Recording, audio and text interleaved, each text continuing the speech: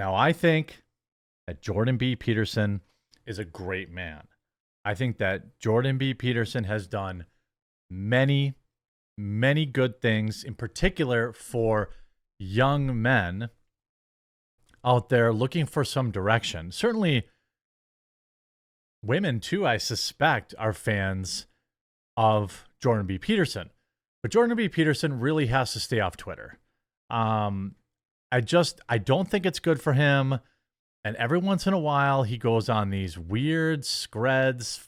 If you remember the anonymous troll demons thing where he's basically doing the BoomerCon take, I actually think that Nikki Haley also had. I believe Nikki Haley also said that everyone should have to have an identification to be using the internet and that you shouldn't be allowed online anonymity. Everything Jordan Peterson says, for the most part, about being a good man, taking responsibility, and historical culture is generally good. But his takes on technology are very poor. His takes on anonymity are very poor. And now, are we talking about going to jail for a meme? Some people are pointing out that that's what he's implying here. And I hope that he provides some additional context to this. But Jordy, no. He's responding to a meme of AOC, which we're going to take a look at, that is an obvious fake. Okay. And let me actually acknowledge this, though. Let me acknowledge this. Again, big fan of Jordan B. Peterson. I do think he should stay off Twitter. 99.999% of the criticisms that are for Jordan Peterson happen because of things he does on Twitter. He'd basically be untouchable if he would just stay off Twitter. But there is a very serious conversation to be had around, deep fakes.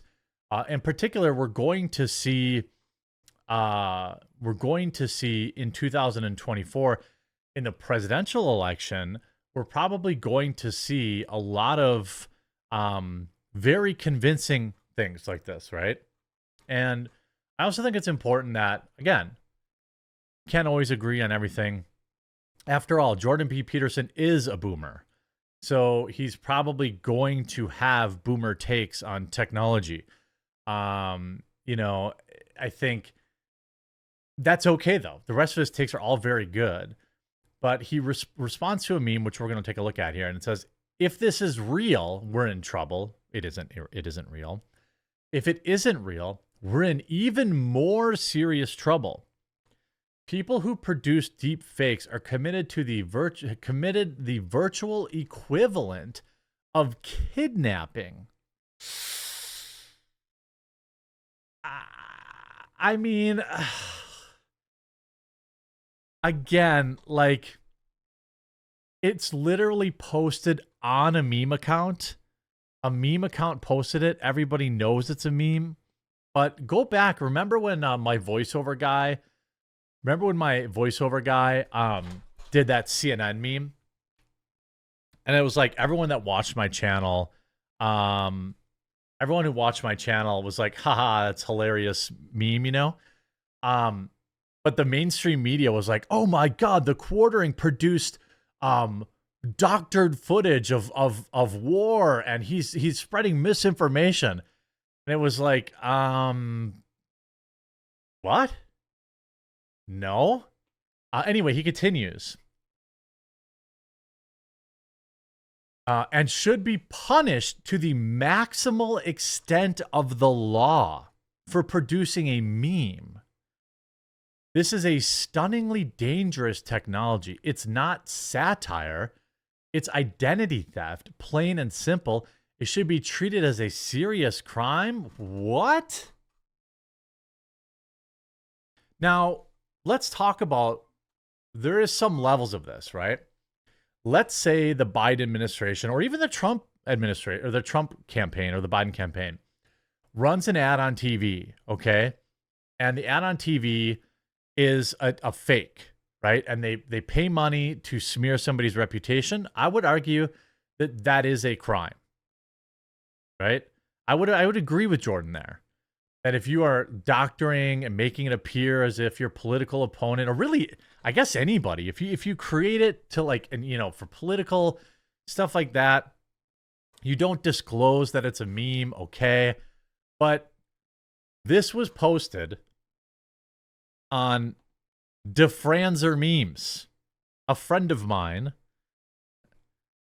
If you look at the video, I mean, I don't know what else to tell you. He watched this video. Just look at it. On the video, you can see it says fake meme satire. It's literally on the thumbnail.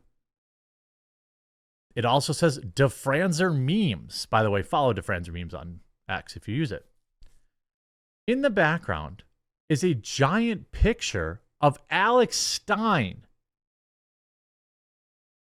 There is also a Reading for Dummies book prominently displayed. I don't know how much more DeFranzer could do to prove it was a meme. And by the way, it's not just in the thumbnail. It stays in the video the whole time. It says fake meme satire. And if you watch her face, it's very obvious. Now, you could argue down the road, the technology gets better. And it's hard to, it's hard to discern it, but this is obvious. To get New York City more resources to handle it doesn't even match her lips.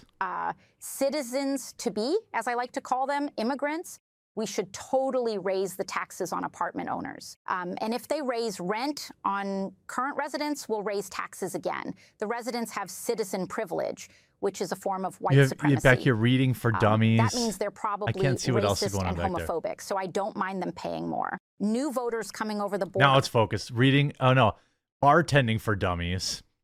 I know my ABCs from AOC. Help fight climate change. Like not voters yet. Oh no, I wasn't supposed to say that out loud. Oops, I wasn't supposed to say out loud that I wasn't supposed to say that out loud. What were we talking about? There's nobody in here. Like, there's nobody convinced that this is real. We must also say that it says fake satire on it. It was posted by a meme account. And Jordan Peterson wants him to go to jail for it. I will admit that, look, there's so much like video footage of me out there on the internet that people will be able to do AI and be, pretty. It would probably be pretty believable. I mean, there's probably a video of me saying every word imaginable, so you'd probably be able to do it. But I mean, the meme is obvious. People in the reply saying, DeFranzer says it's a meme, bro. Frog of shame. Throwing memers in jail, Jordan Peterson, Joe Biden. I mean, it does clearly say that this is satire. It's problematic if it's not marked as satire, but it is clear it is satire. Did you miss the satire label he even put? I mean, he couldn't have been more clear. And I will argue that, like, deep fakes and this kind of stuff, it does present some issues that we're not ready for, but let's dial back the rhetoric. It's not identity theft. It's not kidnapping. It's not a serious crime. I mean, Jordan's also had tweets where saying, by failing to separate an anonymous cowardly troll demon from real people in the comment section, YouTube and other social media platforms are enabling sadistic Machiavellian psychopaths. What?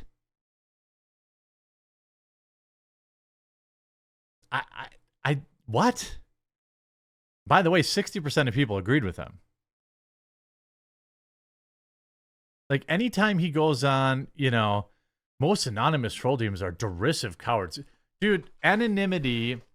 He's saying most people who use anonymous accounts, they're